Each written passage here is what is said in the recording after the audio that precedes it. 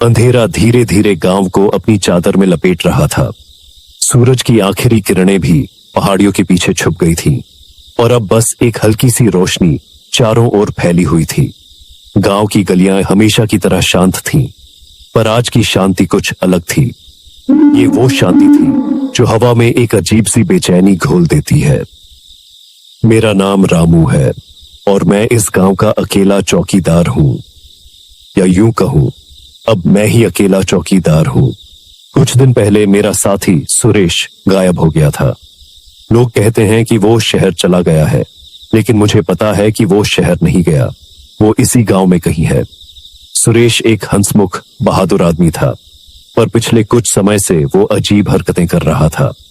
रात को चौकीदारी करते समय वो बार बार पीछे मुड़कर देखता, जैसे कोई उसका पीछा कर रहा हो। मैं उससे पूछता, क्या हुआ सुरेश? वो बस कांपते हुए कहता, पीछे कोई है। मैं हंसता और कहता, अरे बस तुम्हारा वहम है, अंधेरे में हर परछाई डरावनी लगती है। पर सुरेश की आंखों में जो डर था वो कोई वहम नहीं था। उस दिन भी हम चौकीदारी पर थे। रात गहरी हो चुकी थी, चांद बादलों के पीछे छिपा था। अचानक सुरेश रुक गया, उसका चेहरा पीला पड़ गया था। मैंने पूछा, क्या हुआ? उसने अपनी उंगली से पीछे की ओर इशारा किया। मैंने पीछे मुड़कर देखा, वहां कुछ नहीं था, बस सूखी घास और टेढ़ी मेढ़ी पेड़ की टहनियां थीं जो हवा में हिल रही थीं। मैंने कहा, अरे सुरेश, फिर वही वहम? पर सुरेश ने एक भी बात नहीं सुनी। वो अचानक जोर जोर से हंसने लगा, एक ऐसी हंसी जो किसी को नींद में भी डरा दे। फिर वो अचानक मुड़ा और झाड़ियों में भाग गया। मैं उसे रोकने के लिए चिल्लाया, पर उसने मेरी बात नहीं सुनी। मैं उसके पीछे भागा, लेकिन वो अंधेरे में कहीं गायब हो गया। उसके बाद से वो नहीं मिला। अब मैं अकेला हूं, मैं अकेले चौकीदारी करता हूं और अब मुझे भी वही महसूस होता है जो सुरेश को होता था। हर बार जब मैं गांव की गलियों से गुजरता हूं तो मुझे लगता है कि कोई मेरे पीछे चल रहा है। मैं पीछे मुड़कर देखता हूं, वहां कोई नहीं होता, बस मेरी परछाई होती है जो मेरे साथ साथ चलती है।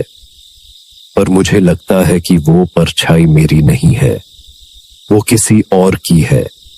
वो मेरे पीछे चलती है और मैं उसे महसूस कर सकता हूं। कुछ दिन पहले मुझे एक अजीब चीज मिली। मैं गांव के पुराने कुएं के पास चौकीदारी कर रहा था। कुआं कई सालों से सूखा पड़ा है। लोग कहते हैं कि कुएं में बुरी आत्माएं रहती हैं, पर मैं इन सब बातों पर विश्वास नहीं करता था।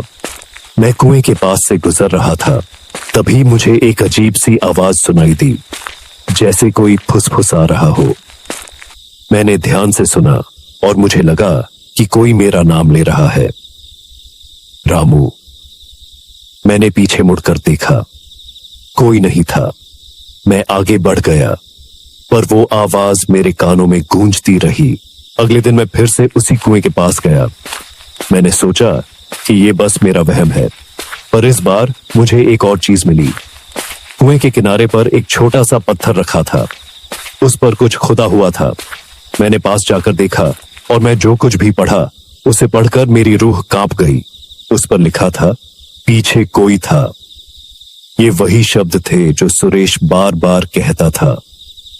मैंने पत्थर को ध्यान से देखा, उस पर खून के निशान भी थे। मैं उस पत्थर को लेकर गांव के सरपंच के पास गया। मैंने उन्हें सब कुछ बताया, सुरेश के गायब होने से लेकर उस पत्थर तक के बारे में। सरपंच ने मेरी बात को हंसी में उड़ा दिया। उन्होंने कहा, रामू, लगता है तुम अकेले रहकर डरने लगे हो। ये सब तुम्हारा वहम है। सुरेश शहर चला गया है और ये पत्थर किसी बच्चे का होगा। पर सरपंच की आंखों में भी एक अजीब सा डर था। वो मेरी आंखों में आंखें डालकर बात नहीं कर पा रहे थे। मुझे लगा कि वो कुछ छुपा रहे हैं। अगले दिन मैंने फैसला किया कि मैं खुद सच का पता लगाऊंगा।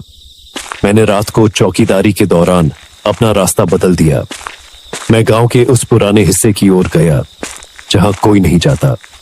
वो हिस्सा कई सालों से वीरान पड़ा है।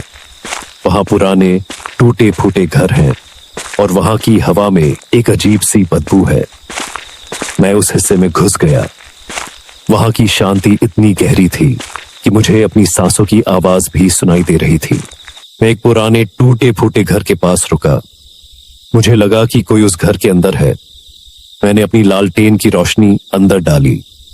अंदर कोई नहीं था, पर मुझे लगा कि कोई मुझे देख रहा है। मैंने धीरे धीरे घर के अंदर कदम रखा। वहां पर धूल और मकड़ी के जाले थे। मैंने एक कोने में कुछ देखा। वहां पर कुछ कपड़े पड़े थे। मैंने उन्हें उठाकर देखा। वे कपड़े सुरेश के थे। मैं कांपने लगा। सुरेश यहां था। वो कहां गया? मैंने घर के चारों ओर देखा। मुझे एक बंद दरवाजा दिखा।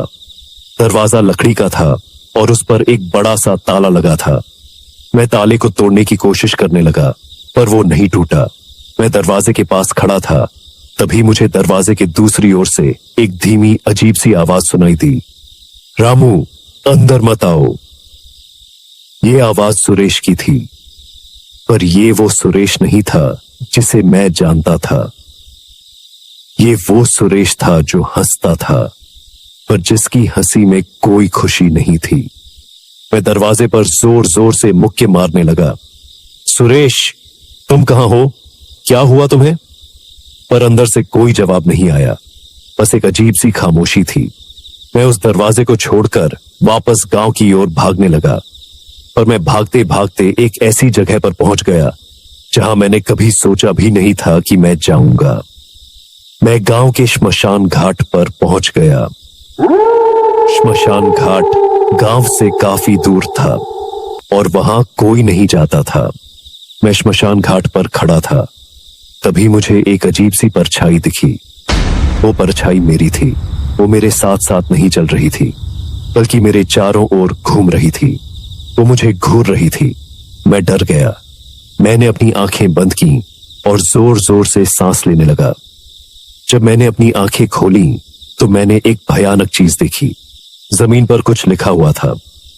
पीछे कोई नहीं है। मैं हक्का बक्का रह गया।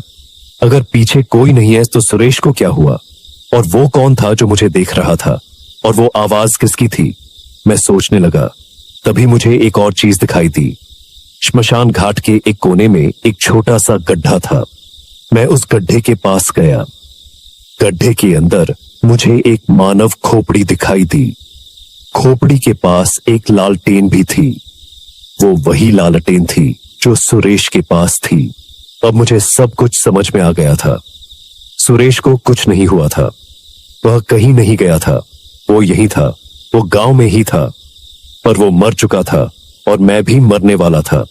पर कौन मार रहा था? मैंने एक बार फिर पीछे मुड़कर देखा। वहां कोई नहीं था, पर मुझे महसूस हुआ कि मेरे पीछे कोई है और जो मेरे मरने का इंतजार कर रहा है। मैं गांव की ओर भागने लगा। मैं भागता रहा जब तक कि मैं अपने घर नहीं पहुंच गया। मैंने दरवाजे को बंद किया और मैं डर के मारे कांपने लगा, पर मुझे पता था कि मैं घर में सुरक्षित नहीं हूं। वो मेरे पीछे था। वो हमेशा से मेरे पीछे था। वो सुरेश के पीछे भी था और अब वो मेरे पीछे है। वो हमेशा मेरे पीछे रहेगा जब तक कि मैं भी उसके जैसा नहीं हो जाता। उस रात मैं सोया नहीं। मैं बस अपने घर के दरवाजे की ओर देखता रहा, ये सोचकर कि वो दरवाजा कब खुलेगा और वो अंदर आएगा, पर वो नहीं आया। अगले दिन जब सुबह हुई तो मैं थोड़ा शांत हुआ। मैंने सोचा कि यह सब बस मेरा वहम था। मैंने खुद को समझाया कि सुरेश कहीं शहर चला गया है और वो जल्दी ही वापस आएगा। पर मेरे दिल में एक अजीब सा डर था जो मुझे सोने नहीं देता था। उस दिन भी मैं चौकीदारी कर रहा था। मैं धीरे धीरे गांव की गलियों से गुजर रहा था।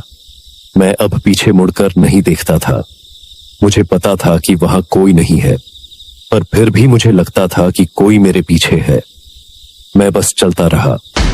तभी मुझे एक आवाज सुनाई दी। वो मेरे कानों में कह रही थी, रामू, पीछे कोई है। मैं रुक गया। मैंने धीरे धीरे पीछे मुड़कर देखा। वहां कोई नहीं था, बस मेरी परछाई थी जो मेरे पीछे खड़ी थी। और वही परछाई मेरे कानों में कह रही थी, रामू, अब तुम मेरे जैसे बन जाओगे। और मैंने खुद को धीरे धीरे उसकी परछाई में बदलते हुए महसूस किया। मेरी आंखों में वही डर था जो सुरेश की आंखों में था। गले से वही हंसी निकल रही थी जो सुरेश के गले से निकली थी। और मैं जानता था कि अब मैं भी गांव के अंधेरे में कहीं खो जाऊंगा और कोई और मेरी जगह ले लेगा।